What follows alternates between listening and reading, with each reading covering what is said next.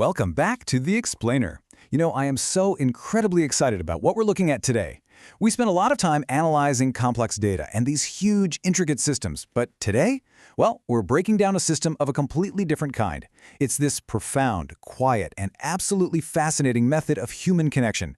We're diving into the amazing story of Eleanor. She was a librarian whose incredibly simple method literally changed countless lives. We're calling this the librarian who remembered dreams. Think about this for a second. What if someone remembered your dream, even after you forgot it? Just let that sink in. Would your life be different today? It's a deeply personal question, isn't it? It kind of forces us to confront the fragility of our own human ambition. I mean, we all start out with these massive, world-changing goals, but somewhere along the way, things change. Which brings us to Section 1, when dreams are forgotten and why we actually lose our ambitions. You see, most people assume that dreams die just because we fail. Like, we hit a wall, we get completely defeated, and we give up. But the reality, it's actually far more subtle than that. Most people lose their dreams really slowly, not because of some dramatic, spectacular failure, but simply because life just becomes busy. The daily grind absolutely takes over. Okay, let's dive into this next part. Section 2, the Blue Notebook Method, a tangible countermeasure. So let's set the scene here. Every single morning, bright and early at 7:30 a.m., Eleanor unlocked the front doors to the Mapletown Library. And this was a seriously bustling, lively environment. You had kids practically rushing in for their adventure books, teenagers urgently searching for exam guides, and adults shuffling in after a super long day at work just looking to borrow a good novel. It's basically the perfect picture of everyday, busy life happening all at once. But amidst all of that crazy daily rush, people would actually talk to Eleanor. And occasionally, they would just casually drop these massive, fragile dreams right there onto the circulation desk. Things like, I want to become a pilot, or I really hope to start a bakery one day, or I dream of becoming a scientist. They'd say these things in passing, probably not expecting much of a reaction from her at all. But here is where her brilliant method actually kicks in. Whenever someone mentioned a dream, Eleanor would just smile. And then she'd quietly write their name and their dream inside this tiny blue notebook. And the crazy thing is, no one knew she was doing this. No one asked why. This wasn't just some cute gimmick. It was a deliberate, systematic defense against forgotten potential. She was literally becoming the archivist of their ambitions.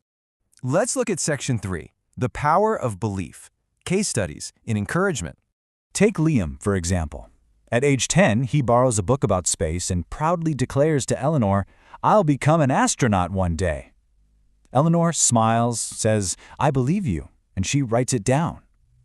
But then years pass. Liam's family struggles financially. Life becomes incredibly difficult, and the sheer busyness and heavy weight of survival completely take over. He abandons his dream entirely. And that heavy, silent gap lasts for 15 long years, until a young mechanic walks back into that very same library. It was Liam. Now, Liam barely recognized Eleanor, but she disappeared into a small back office, and she brought back that exact same old blue notebook. She opened it up to a page dated 15 years earlier and read aloud, "Liam, future astronaut." He just stared in silence and finally admitted, "I forgot I ever even said that." And her reply, "You forgot, I didn't." She then handed him a brand new astronomy book and told him, "Dreams don't expire." Okay, let's look at another amazing case study here. Sophia was this shy girl who visited the library every single Friday. She absolutely loved music, but she was completely paralyzed by fear, truly believing she just wasn't talented enough. So Eleanor asked her a really profound question. What would you do if fear disappeared? And Sophia's answer shifted her mindset immediately from fear to action. She said, "I'd write songs." That very evening, Eleanor locked that dream into the blue notebook. Well, years later, Sophia actually became a successful songwriter. At her very first concert, she invited Eleanor right onto the stage. Holding back tears, Sophia realized something huge. Before she ever believed in herself, someone else believed in her. That simple external validation, quietly recorded in a notebook years prior, was the exact catalyst she needed to finally overcome her fear. Moving right along to Section 4, a lasting legacy, the ripple effect of a single person. Fast forward to Eleanor's retirement day. Former library visitors traveled from all around the country to be there. We're talking a teacher, a doctor, a firefighter, an architect, a wildlife photographer, a software engineer, just a massive, diverse group of people. Each one of these professionals had once shared a dream inside that library, and each one discovered that Eleanor still remembered. Many cried, some laughed, but incredibly, many admitted they would have just quit altogether without someone quietly encouraging them all those years earlier. Right before she left the library forever, Eleanor opened the blue notebook one last time, and she wrote this: "If you believe in someone's dream, tell them before the world teaches them to doubt it." She then closed the notebook, smiled, and placed it safely inside the library's display case. Which brings us to our final section. Your turn to inspire. How the system outlives the individual. Because here is the true power of this method. Months later, a young new librarian named Emma begins her very first day. Step 1, she discovers that famous blue notebook while she's organizing. Step 2, instead of just tossing it in storage, she goes out and buys a brand new notebook with a blue cover. And step 3, when a little girl walks in and whispers, "I want to invent robots that help people," Emma smiles, opens the book, and writes down the first entry. The tradition continues. The system completely outlives its creator.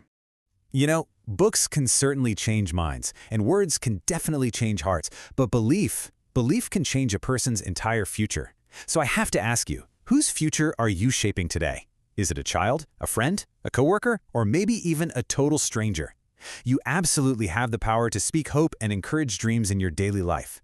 Because confidence so often begins when just one person looks at you and says, "I believe you can." If this explainer inspired you today, make sure to subscribe to Gravonix Stories for more original, motivational stories every single week. And hey, I want you to go to the comments right now and type this exact phrase: never stop dreaming. Remember, sometimes just one person believing in your dream is enough to change your entire life. Thanks so much for joining me on The Explainer, and I'll see you next time.